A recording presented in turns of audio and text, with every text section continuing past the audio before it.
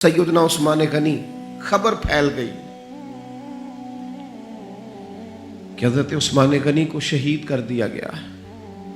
انہوں نے حضرت عثمان کو روک لیا تھا، بٹھا لیا تھا۔ یہاں خبر پھیل گئی جناب عثمان کو شہید کر دیا گیا۔ عثمان، میں قربان رستوں سے جہاں تھے آپ گزرا کرتے تھے، میرے محبوب نے فرمایا آؤ بھائی سارے میرے ہاتھ پر بیعت کرو، میرے ہاتھ پر بیعت کرو، موت کی بیعت کرو، ہم نے عثمان کے خون کا بدلہ لینا۔ محبوب کا جوش و خروش، صحابہ بیعت کر رہے ہیں کس بات پر؟ حضرت عثمان کے بدلے پر۔ 1400 لوگوں نے بیعت کی بشمول مولا علی شیر خدا کے کہ ہم نے حضرت عثمان کا بدلہ۔ حضور کو پتا تھا، محبوب تو جانتے ہیں، پر جذبات کو صحیح رخ دینا تھا۔ فرمایا آؤ بیعت کرو، اور تمام لوگوں نے بیعت کر لی، صرف حضرت عثمان نہیں تھے۔ حضرت انس بن مالک فرماتے ہیں محبوب نے اپنے ہاتھ فضا میں لہرائے، فرمایا بھئی عثمان موجود نہیں ہے، فرمایا یہ ہاتھ میرا، یہ میرے عثمان کا، لو میں عثمان کی بھی بیعت کرتا ہوں، یہ عثمان کی بھی۔ حضرت انس بن مالک فرماتے ہیں، جناب انس بن مالک فرماتے ہیں قسم اللہ کی، وہ جس وقت نبی پاک نے کہا نا یہ عثمان کا ہاتھ ہے، فرماتے ہیں اس وقت عثمان کا ہاتھ کائنات کے سب لوگوں کے ہاتھوں سے بہتر ہو گیا تھا۔ اتنی عظمتیں ملی حضرت عثمان غنی کو، اتنا مقام ملا سیدنا عثمان کو۔ یہ جو لوگ ہیں نا، یہ جو دروازہ رسول کے خاص غلام ہیں، ان غلاموں کی محبت سے فیض آئے گا رسول پاک کی محبت کا۔ غلامی کی طبیعت چاہے گی، ان سے پیار کرو گے تو مدینے والے کے محبوب بن جاؤ گے۔ ان لوگوں سے سیکھیں گے کہ دین کا اصل مزاج کیا ہے، یہ بتائیں گے۔ حضرت عثمان غنی رضی اللہ تعالیٰ عنہ، انہوں نے رسول کائنات صلی اللہ تعالیٰ علیہ وسلم سے محبت کی، پیار کیا، اس انداز میں کیا کہ وہ درجنوں سینکڑوں لوگ کھڑے ہیں اور کئی دنوں کی بھوک ہے، تو منافقین ہنس رہے ہیں کہ دیکھو مسلمانوں کے پاس تو کھانا ہی نہیں، تو عثمان غنی اونٹوں پہ رکھ کے پکا کے لنگر بھیج رہے ہیں، میں کھلاؤ ان کو، عثمان کی جانب سے کھلاؤ کھانے۔ حضرت عثمان غنی ایک صحابی قرض لے گئے، کچھ دنوں کے بعد آئے، آ کے کہنے لگے واپس لے کہنے لگے میں نے تو مربت میں دے دیا تھا، تو میرے نبی پاک کا غلام ہے، میں تو اس نسبت کا پابند دے دیا تھا، واپسی کا کیا مانا ہوں۔ حضرت سیدنا عثمان غنی کا ڈھلا ہوا رسیلا سجیلا مزاج، اس میں خوبصورتی، اس میں ٹھہراؤ، اس میں رسول پاک کی محبت کا رنگ۔ حضرت رقیہ رضی اللہ تعالیٰ عنہ حضور کی صاحبزادی ہیں، ان کے ساتھ حضرت عثمان غنی کا نکاح ہوا۔ جناب اسامہ بن زید کہتے ہیں حضور نے مجھے کچھ چیز دینے بھیجا، ابھی میں چھوٹا تھا، گھروں میں چلا جاتا تھا، اور بعض نے لکھا ابھی پردے کی آیتیں نہیں آئی تھی، لوگ جاتے تھے ایک دوسرے کے گھروں میں۔ حضرت اسامہ بن زید کہتے ہیں میں گیا کھانا دینے، تو میں نے دونوں میاں بیوی کو گھر میں بیٹھے دیکھا، میں واپس آیا تو محبوب فرمانے لگے میری بیٹی اور میرے داماد کو دیکھا، تو میں نے کہا یا رسول اللہ دیکھا ہے، فرمایا اتنے خوبصورت لوگ پہلے بھی کبھی دیکھے؟ اتنے خوبصورت تھے حضرت عثمان غنی، اتنے حسین تھے، اتنا ان کے مزاج میں نفاست تھی، اس قدر زیادہ شرم و حیا والے۔ حضور فرماتے ہیں ایسے لوگ کبھی دیکھیں؟ میرے دوستو، ان لوگوں سے پیار کرنا، ان سے محبت کرنا، ان کے ناموں پر اپنی اولادوں کے نام رکھنا، ان کی غلامی کا ذکر اپنی طبیعتوں میں پیدا کرنا، اور پھر نبی پاک صلی اللہ تعالیٰ علیہ وآلہ وسلم نا ان کا ذکر کرتے تو مختلف انداز میں، مختلف زاویوں سے۔ محبوب ایک باغ میں بیٹھے، یہ بھی ذرا دیکھنا، کبھی من موج میں ہوتا ہے اور تن شوق میں ہوتا ہے، کبھی کیفیات اور ہوتی ہیں، کبھی وہ ایک مقام پہ کہا تھا نا میرے اوپر ایک ایسا وقت آتا ہے کہ میرے ساتھ میرا رب ہوتا ہے جو اس کی شان کے لائق۔ تو نبی پاک علیہ السلام پر گویا وہ جو حضور فرماتے ہیں نا میرے ساتھ ایک ایسا وقت آتا ہے جب میرے ساتھ میرا کریم مالک کرم نوازی فرماتا ہے، وہی آتی ہے یا کلام کرتا ہے۔ تو محبوب پاک صلی اللہ تعالی وسلم تشریف فرمائے ہیں۔ جناب ابو موسیٰ اشعری رضی اللہ تعالیٰ عنہ فرماتے ایک باغ میں حضور بیٹھے تھے، تو میری حضور نے ڈیوٹی لگائی باہر دروازے پر، فرماتے ہیں باہر کوئی آیا اس باغ کے دروازے پر، تو حضور فرمانے لگے جو دروازے پہ آیا اسے اجازت بھی دے دو اور جنت کی بشارت بھی دے دو۔ ظاہراً تو حضرت ابو موسیٰ اشعری نے بھی بندہ نہیں دیکھا کون آیا ہے، وہ سامنے تو آیا ہی نہیں، لیکن حضور نے اندر بیٹھے بیٹھے ہی نا، اندر بیٹھے بیٹھے ہی محبوب فرمانے لگے وہ جو آیا ہے نا، کیونکہ حضور تو مالک ہے نا جنت کے. میرے امام فرماتے تجھ سے اور جنت سے کیا مطلب، منکر دور ہو، ہم رسول اللہ کے، جنت رسول اللہ کی. حضور اندر بیٹھے ہیں، دیکھا ہی نہیں باہر کون ہے، اور فرمانے لگے وہ جو آیا دروازے پہ اسے بتا دو تو جنتی ہے. حضرت ابو موسیٰ اشعری کہتے ہیں دروازہ کھولا تو ابو بکر صدیق تھے. یہ دیکھو کن کے نام جنت الاٹ ہوتی ہے، اور بار بار انہی کا قرہ نکل آتا ہے، انہی کے تذکرے ہونے لگتے ہیں، انہی کا ذکر. سیدنا صدیق اکبر فرماتے ہیں تھوڑی دیر کے بعد پھر کوئی دروازے پہ آیا. حضور فرمانے لگے اسے اجازت بھی دے دو اور جنت کی بشارت بھی دے دو. یہ سیاستہ میں حدیث موجود ہے. فرماتے ہیں میں جو گیا دروازہ کھولا تو دروازے پہ فاروق اعظم تھے. سیدنا ابو موسیٰ اشعری کہتے ہیں دروازے پہ دستک ہوئی تو میرا پھر نہ دھیان لبہائے مبارکہ کی طرف ہی تھا. وہ زبان جس کو سب کن کی کنجی کہیں، جس کو سب کن کی کنجی کہے، اس کی نافذ حکومت پہ لاکھوں سلام. پھر دروازے پہ دستک ہوئی تو کریم فرمانے لگے دروازہ کھولو اور اس بندے سے کہو تم پر آزمائش بھی آئے گی، پر یہ بتا دو تو ہے جنتی. تمہیں آزمائشیں دیکھنی پڑیں گی، تکلیفیں آئیں گی، فتنے آئیں. کہتے ہیں میں دروازے پہ گیا تو سیدنا عثمان غنی موجود. میرے دوستو ان لوگوں کے بارے میں کبھی تشکیک کا شکار نہ ہونا، کسی شرارت کرنے والے کی شرارت کے پیچھے نہ چلنا.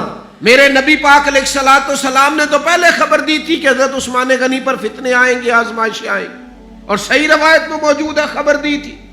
حضرت عثمان غنی رضی اللہ تعالیٰ عنہ کا تو وہ مقام و مرتبہ ہے، وہ شان ہے کہ ان کی شہادت کی خبر بھی رسول پاک نے دے دی. فرمایا یہ شہید ہوگا عثمان، شہادت تک کی خبر. حضور کو پیار ہے نا سیدنا عثمان. نبی پاک صلی اللہ تعالیٰ علیہ وآلہ وسلم احد پہاڑ پہ گئے تو احد پہاڑ کانپنے لگا. کون تھا حضور کے ساتھ؟ حضرت صدیق اکبر تھے، سیدنا فاروق اعظم تھے، اور حضرت عثمان غنی تھے. احد پہاڑ کانپنے لگا. ویسے ہمارے بزرگ فرماتے ہیں کانپ نہیں رہا تھا، اسے پتہ چلا محبوب آیا تو وجد کر رہا تھا. وہ نہ ذرا وجد کر رہا تھا، سرور میں آ گیا، وہ کانپنے لگا. محدثین نے لکھا ہے کانپنے لگا، اس میں حرکت آئی، اور جب وہ حرکت کر رہا تھا، کانپ رہا تھا، وجد کر رہا تھا، تو حضور پتہ کیا فرماتے ہیں احد سے؟ یہ باتیں ہم سنتے ہیں، کبھی ان کا مزہ تو لے کے دیکھو. پھر غور کرو، حضور ہیں پہاڑ پہ، حضرت عمر ہیں، سیدنا ابو بکر ہیں، حضرت عثمان ہیں. حضور پہاڑ پہ ہیں، پہاڑ کانپا ہے، وجد کیا ہے، حرکت کی ہے. حضور پتہ کیا فرماتے ہیں؟ فرماتے ہیں احد ٹھہر جا، تیرے اوپر ایک نبی ہے، ایک صدیق ہے، 2 شہید ہیں. اور تو دیکھ تو صحیح، مقام دیکھ، اعزاز دیکھ، احترام دیکھ. تیرے اوپر ایک نبی ہے، ایک صدیق ہے، اور 2 شہید ہیں. دنیا میں بڑے شہید ہوئے، پر اس شہید کا مرتبہ بھی جانتے ہو جسے حضور نے شہید کہا؟ ایک تو یہ ہے نا پراپوگنڈے پر لوگ بڑے لوگوں کو شہید کہتے ہیں، اور جنہیں حضور کی زبان اطہر شہید کہے، نبی پاک جنہیں شہید کہے. رسول پاک علیہ السلام نے فرمایا 2 شہید ہیں. تو 2 شہید کون تھے؟ ایک حضرت عمر فاروق، ایک حضرت عثمان غنی. اور پھر نبی پاک نے میری شہادت کی خبر نہیں دی، حضور نے یہ بھی بتایا ان کا مقام کیا ہوگا، ان کو ملے گا کیا. اللہ کے حبیب صلی اللہ تعالیٰ علیہ وسلم فرمانے لگے ایک تو شہادت ہے، اور شہید کو جنتی، اور صحابی ویسے ہی جنتی، اور پھر عشرہ مبشرہ، اور پھر خلفائے راشدین، اور پھر سیدنا عثمان غنی، اور پھر شہادت کا اعزاز. یہ ساری نسبتیں تو اپنی جگہ، لیکن رسول کریم صلی اللہ تعالیٰ علیہ وسلم ارشاد فرمانے لگے ہر نبی کا کوئی نہ کوئی رفیق ہوتا ہے، اور فرمایا میرا رفیق عثمان غنی ہے، وہ بھی جنت میں. یہ جنت میں میرے رفیق ہوں گے، میرے ساتھ ہوں گے سیدنا عثمان غنی رضی اللہ تعالیٰ عنہ.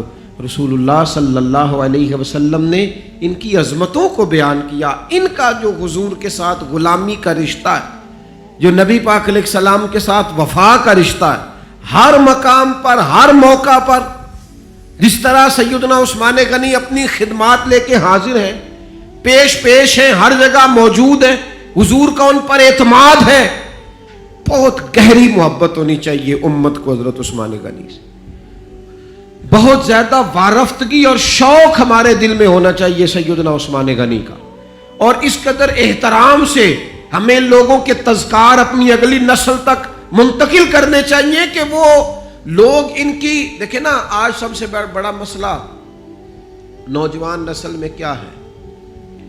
جو چیز ہمیں سب سے زیادہ اپنے بچوں میں پیدا کرنے کی ضرورت ہے وہ شرم و حیا ہے، وہ سنجیدگی ہے، وہ معاملہ فہمی ہے، وہ وزاداری ہے، وہ وقار ہے، وہ متانت ہے، سنجیدگی ہے۔ ہماری آنے والی نسل ان خوبیوں کا شکار ہو جائے تو میں سمجھتا ہوں کہ جو لوگ اپنی آنے والی نسل میں وقار پیدا کرنا چاہیں، سنجیدگی پیدا کرنا چاہیں، ان کے اندر وہ وزاداری لانا چاہیں، شرم و حیا لانا چاہیں، سب سے زیادہ ضروری ہے کہ حضرت عثمان غنی کی سیرت انہیں سکھائیں۔ یہاں لوگوں کے پاس پیسہ آتا ہے تو پیسہ بڑا بندے کو بااعتماد کر دیتا ہے، تو بہت سارے لوگ پھر وہ بڑی بڑی عجیب و غریب معاملات میں نہیں چلے جاتے، اللہ ماشاءاللہ چلے، سب کی بات نہیں کرتا، ڈھیر سارا طبقہ دولت کے نام پر مختلف قسم کی معاذ اللہ عیاشیوں میں لوگ مبتلا ہو جاتے ہیں۔ حضرت عثمان غنی کو اللہ نے اتنا مال عطا فرمایا لیکن پھر بھی جھکی ہوئی نظریں، پھر بھی پیکرے شرم و حیا، پھر بھی وہ اپنے گھر کے اندر غسل کر رہے ہیں تو پھر بھی تہمت باندھ کے غسل کر رہے ہیں۔ فرماتے مجھے اپنی آنکھوں سے بھی حیا آتی، میں کوئی ایسا کام نہیں کرنا چاہتا جو حیا کے معنی ہو۔ ان کے مزاج کے اندر ایسی حیا تھی کہ ان کا کردار حیا بانٹتا تھا۔ کچھ لوگ ہوتے ہیں نا کہ جو کسی ایک مخصوص چیز کو سخت ناپسند کرتے ہیں، حضرت عثمان غنی رضی اللہ تعالیٰ عنہ انتہائی وزادار، شرم۔ آج میری سوسائٹی میں زو مانا باتیں پھیلائی گئی، غلط باتیں کی جاتی ہیں، ایسی باتیں، اور ایسے لوگ اس سطح پر اتر کر باتیں کرتے ہیں جن کے منہ سے اچھی بھی نہیں لگتی کہ یار آپ اپنی وزاداری دیکھیں، آپ نے کتنی کمزور بات کر، بچوں کے بیچ بیٹھ کر، دوستوں کے بیچ بیٹھ کر آپ نے اتنی چھوٹی بات کر دی۔ آپ نے صرف 2 لمحوں کے لیے لوگوں کو ہنسانا تھا لیکن آپ نے حیا کا ہی خیال نہیں رکھا، آپ کے جو من میں آیا آپ نے کہہ دیا۔ ہر بات کو سنانے کی ہوتی ہے، ہر بات پہ حضرت علی شیر خدا فرماتے میں نے ایک مخصوص مسئلہ حضور سے پوچھنا تھا لیکن مجھے اتنی حیا آتی تھی میں کئی ہفتے کئی مہینے پوچھ نہیں سکا، حالانکہ بات شریعت کی پوچھنی تھی۔ فرماتے پھر کوئی شخص آیا، اس نے وہ بات پوچھی تو میرا بھی مسئلہ حل ہو گیا۔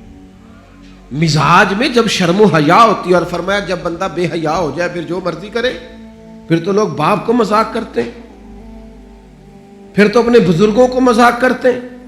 لہجوں کا سنجیدہ ہونا، متانت، وزاداری، وقار، ہر جگہ ہر بات نہیں کی جا سکتی، لہذا انسان کو اپنی ہر حیثیت کا خیال ہونا چاہیے۔ حضرت عثمان غنی کے مزاج کے اندر جو حیا کوٹ کوٹ کے بھری ہوئی تھی، نبی پاک علیہ السلام آرام فرمایا، بڑی معروف روایت ہے، اور تھوڑی سی پنڈلی مبارک سے چادر مبارک کٹی ہوئی ہے۔ حضرت ابو بکر آئے، حضور لیٹے رہے، عمر آئے، لیٹے رہے، سیدہ عائشہ کہتی ہیں عثمان غنی آئے۔ اچھا ایک بات یہاں، حضرت عمر مزاج کے جلالی ہیں، جناب عثمان تو ٹھنڈی طبیعت کے آدمی، لیکن ان کے مزاج کے اندر وہ جو ایک الگ وزاداری ہے، ان کے مزاج کے اندر وہ جو اس معاملے کے اندر بہت زیادہ سنجیدگی ہے۔ دروازے پہ دستوں، کوئی کون ہے دروازے پہ؟ حضور میں عثمان غنی۔ فرمایا ذرا رکو، سیدہ کہتی ہیں حضور اٹھ کے بیٹھے۔ اللہ کرے آپ سمجھیں یہ حضور کی شفقت ہے غلام کے لیے، یہ محبوب کی، اور چھوٹے تو خیال رکھتے ہی ہیں بڑوں کی، یہ پسند ہے یہ پسند ہے، لیکن اگر محبوب کریم اتنا کرم کرے، اپنے غلام کی چاہت کا خیال کریں تو پھر بات بھی دیکھیں اور پھر اس غلام کی شان بھی دیکھیں۔ نبی کریم صلی اللہ تعالی وسلم نے فرمایا ذرا رکو، حضرت عثمان غنی رک گئے، محبوب اٹھے، پہلے اپنی چادر مبارک کو ٹھیک کیا اور پھر حضور نے فرمایا اب آ جاؤ۔ بات چیت ہوئی، سیدنا عثمان تشریف لے گئے، باقی بھی چلے گئے، تو سیدہ عائشہ صدیقہ کہتی میں نے عرض کی حضور ابو بکر صدیق بھی آئے، فاروق اعظم بھی آئے اور عثمان غنی۔ یا رسول اللہ آپ نے کہا رکو اور رکے، پھر آپ نے اپنی تہمت کو سمیٹا تو کریم نے کیا فرمایا؟ حضور فرمانے لگے عائشہ جس سے فرشتے بھی حیا کریں، اوئے ہوئے، فرمایا جس سے فرشتے بھی حیا کریں میں نہ اس سے حیا کروں۔ فرشتے عثمان غنی سے حیا کرے، فرشتے سیدنا عثمان غنی سے تو فرشتے حیا کرے، حضور حیا کرے، پھر وہ بڑا بے حیا نہیں جو عثمان غنی کا حیا نہ کرے، بڑا بے حیا ہے جو سیدنا عثمان کا حیا نہ کرے۔ حضرت عثمان غنی کے بارے میں حضور نے فرمایا ان سے تو فرشتے بھی حیا کریں۔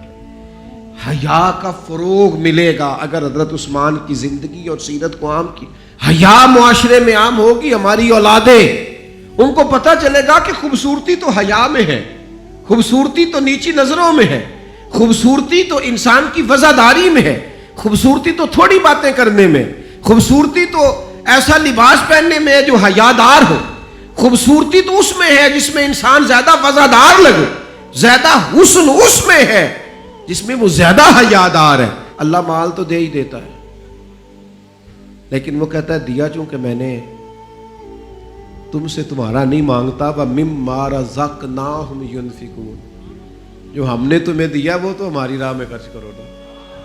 تو ہمیں سارا کس نے دیا ہے؟ اللہ نے۔ یہ خرچ کرنا کسی نے اگر سیکھنا ہے تو حضرت عثمان سے سیکھے، یعنی دونوں ہاتھوں سے خرچ کرتے ہیں۔ حضور نے فرمایا کنواں پسند آ گیا تو کہا ٹھیک ہے، رنگے چمن پسند نہ پھولوں کی بو پسند، ہم کو ہے وہ پسند جسے آئے تو پسند۔ کیوں؟ اس لیے کہ خرچ کرنا جو ہے، ہمارے ہاں لوگ بڑا خرچ کرتے ہیں، کہتے ہیں میں سارا سال ہی تھوڑی تھوڑی کر کے زکوٰۃ دیتا رہتا ہوں، تھوڑا تھوڑی مدد کرتا رہتا ہوں۔ میں نے کہا یہ تھوڑی تھوڑی آپ دوسروں کی مدد نہیں کر رہے، آپ نہیں کر رہے، تاکہ اکٹھے دینے پڑیں گے تو کافی سارے دینے پڑیں گے، مشکل ہوگی، تو آپ اپنی مدد کر رہے ہیں۔ خرچ کرنا ہے لوگوں نے، لیکن کیا بتائیں آپ کو کس قدر زیادہ مشکل میں لوگ آ جاتے ہیں جب رب ہمیں دیتا ہے بے حساب دیتا ہے، اور جب ہم خرچ کرنے پہ آتے ہیں اتنا حساب، اتنی تیاری، اتنا غور۔ یہ ہمیں حضرت عثمان نے سکھایا کہ جب دیا اللہ نے ہے تو اس کے راستے میں بے دریغ ہی دینا۔ اور تیسری بات، حضرت عثمان غنی کو کئی دفعہ حضور نے جنت کی بشارت دی، لیکن وہ بڑا ڈرتے تھے اپنے رب کریم سے۔ ہمیشہ جو بڑا ہوتا ہے نا اس کی ذمہ داریاں بڑی ہوتی ہیں، جو بڑا ہوتا ہے یاد رکھنا اس میں احساس بھی بڑا ہوتا ہے، بڑا احساس ہوتا ہے اس میں۔ پہلے انسان اپنا خیال رکھتا ہے، اگر اللہ اسے 5 بچے دے دے تو پھر اس کا احساس بڑا ہو جاتا ہے، پر اس نے کئیوں کا خیال رکھنا ہے، کئی چیزوں کا۔ اچھا پھر میں نے دیکھا کہ دادا جی ابا جی یہ کہہ رہے تھے بچوں کی شادی کر لوں پھر میں آزاد ہوں، لیکن وہ 5 بچے تھے، اب ان کے 3 بچے، اب احساس اور بڑا ہو گیا۔ اب بات آگے، جیسے جیسے بندہ بڑا ہوتا جاتا ہے اس کا احساس بھی، وہ ایک کے بارے میں سوچتا ہے کہ اس کو ضرورت ہو، اس کا کیا کرنا ہے، اس کا۔ اسی طرح جو اللہ کے نیک بندے ہوتے ہیں جیسے جیسے ان پر فضل بڑھتا ہے نا ویسے ویسے ان کا احساس بڑھتا ہے، خوف بڑھتا ہے۔ انما یخشی اللہ من عبادہ العلماء، جو عالم ہوتے ہیں وہ رب سے ڈرتے ہیں۔ اللہ کے بندوں میں سے جو جتنا جانتے ہیں وہ اتنا اللہ سے۔ قبر پہ کھڑے تھے حضرت عثمان غنی، ایک قبر پہ کھڑے تھے، اتنا روئے کہ داڑھی آنسوؤں سے بھر گئی۔ بڑے لوگوں کے احساس بڑھے، بڑے لوگوں کی ذمہ داریاں بڑھی، بڑے لوگوں کی باتیں بڑھی، رو پڑے، داڑھی آنسوؤں سے بھر گئی۔ حضرت عثمان غنی سے کہا گیا جناب اتنا روتے ہیں آپ کو تو حضور نے 3 دفعہ جنت کی بشارت دی۔ تو سیدنا عثمان غنی فرمانے لگے جس کریم نے 3 دفعہ مجھے جنتی کہا ہے نا، اسی کریم محبوب نے فرمایا ہے قبر آخرت کی منزلوں میں سے پہلی منزل ہے، جو یہاں پریشان ہوا کہیں آگے بھی نہ ہو جائے۔ تو احساس ان کی زندگی میں، ان سے 3 باتیں سیکھ لیں، شرم و حیا سیکھیں، اللہ کے راستے میں خرچ کرنا سیکھیں، ان سے خوف خدا سیکھیں۔